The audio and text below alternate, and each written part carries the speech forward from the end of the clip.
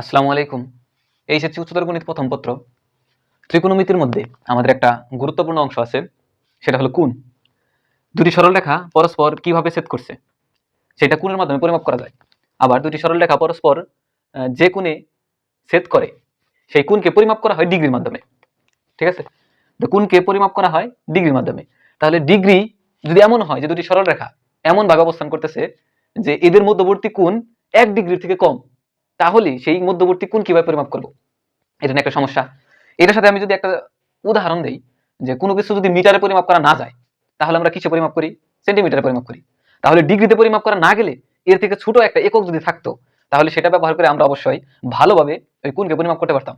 এই জন্য এই প্রয়োজনীয়তার স্বার্থে এই কোণ এর মানে ডিগ্রি এর ক্ষুদ্রতম একক আসছে, মানে ক্ষুদ্রতম ভাগ আসছে, সেটা হলো মিনিট। এই মিনিট কিন্তু আবার আমাদের ছোটবেলার মিনিট না, আমরা ওটা পরে আসতেছি। তো মিনিট আবার এরকম যদি হয় যে কোনো কোণ 1 মিনিটের থেকে ছোট, তখন তাকে কিভাবে পরিমাপ করব? তখন পরিমাপ করব সেকেন্ড দিয়ে। তাহলে আমাদের গুরুত্বপূর্ণ অংশের মধ্যে আছে ডিগ্রি। তো ডিগ্রির ক্ষুদ্রতম একটা অংশ হলো মিনিট, মিনিটের ক্ষুদ্রতম অংশ একটা হলো সেকেন্ড। এন্ড আমরা ছোটবেলায় একটা জিনিস পড়ছি, সেটা হলো 1 মিনিট সমান 60 সেকেন্ড আর 1 ঘন্টা সমান 60 মিনিট। একইভাবে আমরা মনে রাখতে পারি যে 1 ডিগ্রি সমান 60 মিনিট আর 1 মিনিট সমান 60 সেকেন্ড। এখানে পার্থক্য হলো যে মিনিট আর সেকেন্ড, যেটা আমরা ছোটবেলায় শিখছি, সেটা হলো সময়ের একক বিশ্লেষণ করে, মানে সময়কে কিভাবে পরিমাপ করা যায় তা।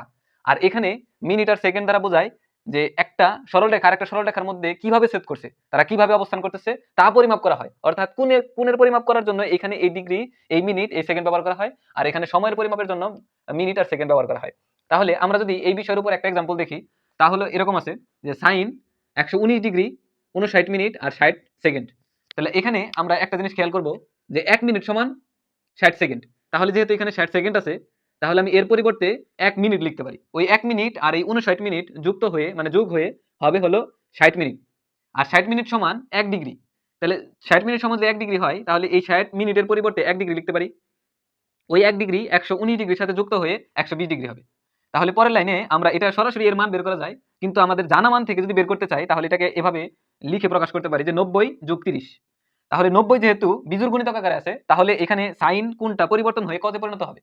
এইজন্য সাইন পরিণত হয়েছে কজে। এখন দেখো এটা কোন কোয়াড্রেন্টের মধ্যে পড়ে, কোন চতুর্ভাগের মধ্যে পড়ে। আসলে এখানে আছে 90, তাহলে 90 যদি হয়, তাহলে এখান থেকে এইটুকুর দূরত্ব হলো 90।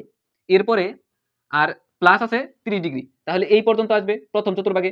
আমরা জানি কি প্রথম চতুর্ভাগে সাইন এবং কোসেক পজিটিভ, তাহলে এখানেও সাইনই ছিল, তার জন্য এখানে পজিটিভ মান আসবে। আর cos 30 ডিগ্রি মান আমরা জানি কি √3/2। তাহলে এইভাবে আমরা ডিগ্রিকে ক্ষুদ্রতম এককে প্রকাশ করতে পারি মিনিট এবং সেকেন্ড দিয়ে। তো আজকে এই পর্যন্তই। আল্লাহ হাফেজ।